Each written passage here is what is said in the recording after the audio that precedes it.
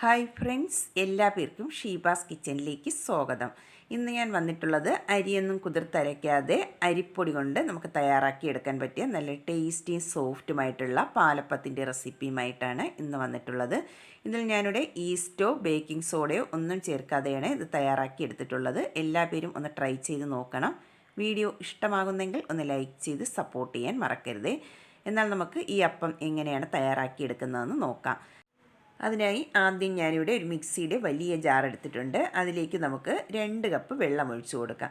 ആദ്യം മിക്സിയുടെ ജാറിലേക്ക് വെള്ളം ഒഴിച്ചു കൊടുക്കുന്നത് പൊടി ചേർക്കുമ്പോൾ അത് പറ്റിപ്പിടിക്കാതിരിക്കാനായിട്ടാണ് ആദ്യം ഒന്ന് വെള്ളം ചേർത്ത് കൊടുക്കുന്നത്. 2 കപ്പ് വെള്ളം ചേർത്ത് കൊടുത്തിട്ടുണ്ട്. ഇനി അതിലേക്ക് നമുക്ക് 1.5 കപ്പ് അരിപ്പൊടി ചേർത്ത് കൊടുക്കാം. വറുത്ത അരിപ്പൊടിയാണ് ചേർത്ത് കൊടുത്തിട്ടുള്ളത്. നല്ല ഫൈനായിട്ട് പൊടിച്ചെടുത്തിട്ടുള്ള പത്തിരിപ്പൊടിയോ ഇടിയപ്പപ്പൊടിയോ വേണം ചേർത്ത് കൊടുക്കാനായിട്ട്. 1.5 കപ്പാണ് ചേർത്ത് കൊടുത്തിട്ടുള്ളത്. ഇനി അതിലേക്ക് ചേർത്ത് കൊടുക്കുന്നത് അവിലാണ്. 3/4 കപ്പ് വെള്ള അവിലാണ് ഞാനിവിടെ ചേർത്ത് കൊടുത്തിട്ടുള്ളത്. അതിൻ്റെ കൂടെ തന്നെ 3/4 കപ്പ് തേങ്ങ ചിരകിയതും കൂടെ ചേർത്ത് കൊടുക്കാം. ഇനി ഇതെല്ലാം കൂടെ നന്നായിട്ട് തന്നെ ഒന്ന് മിക്സ് ചെയ്തിട്ട് എടുക്കണം. ഇതിപ്പോൾ നന്നായിട്ട് തന്നെ ഒന്ന് മിക്സ് ചെയ്തെടുത്തിട്ടുണ്ട്. ഇനി നമുക്ക് ഒട്ടും തരിയില്ലാതെ ഇത് നന്നായിട്ട് തന്നെ ഒന്ന് അരച്ചെടുക്കാം.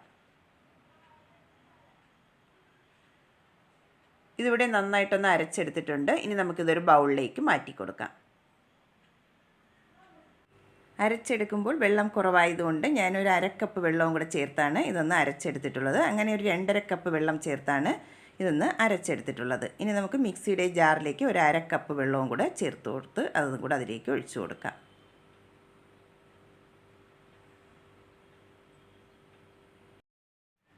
ഇനി ഈ മാവ് നന്നായിട്ട് 1 മിനിറ്റ് ഇതൊന്ന് മിക്സ് ചെയ്തിട്ട് എടുക്കണം.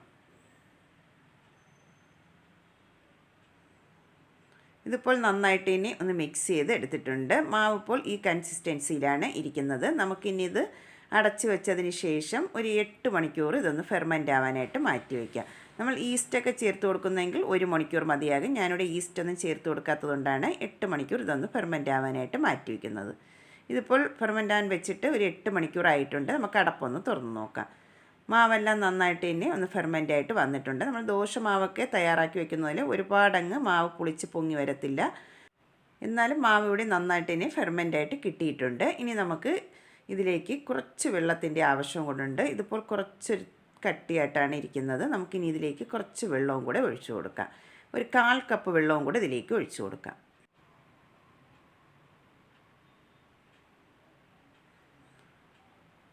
അതിൻ്റെ കൂടെ തന്നെ 1 ടീസ്പൂൺ പഞ്ചസാരയും ആവശ്യത്തിനുള്ള ഉപ്പും കൂടെ ചേർത്ത് കൊടുക്കാം.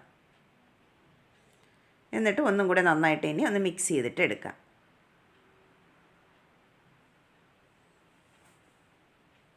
ഇതിപ്പോൾ നന്നായിട്ട് മിക്സ് ചെയ്ത് എടുത്തിട്ടുണ്ട്. മാവ് ഇപ്പോൾ ഈ കൺസിസ്റ്റൻസിയിലാണ് ഇരിക്കുന്നത്. ഞാനിപ്പോൾ ടോട്ടൽ ഇതിലേക്ക് ചേർത്ത് കൊടുത്തിട്ടുള്ള വെള്ളം 3/4 കപ്പ് വെള്ളമാണ് ഇതിലേക്ക് ചേർത്ത് കൊടുത്തിട്ടുള്ളത്.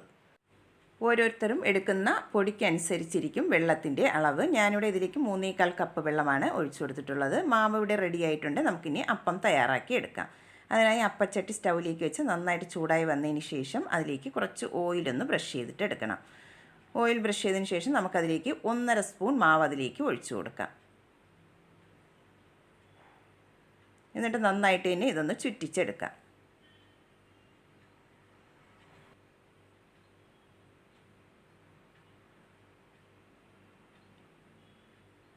ഇനി ഇത് അടച്ച് വെച്ചതിന് ശേഷം ഒരു മീഡിയം ഫ്ലെയിമിൽ വെച്ചിട്ട് നമുക്കിതൊന്ന് വേവിച്ചിട്ടെടുക്കാം.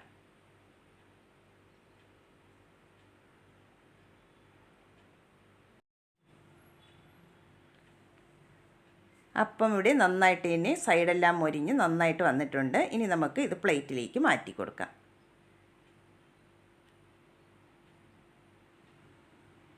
ഒരെണ്ണം റെഡിയാക്കി എടുത്തിട്ടുണ്ട്. ബാക്കിയുള്ളത് നമുക്കിതുപോലെ ഒന്ന് റെഡിയാക്കിയിട്ട് എടുക്കാം.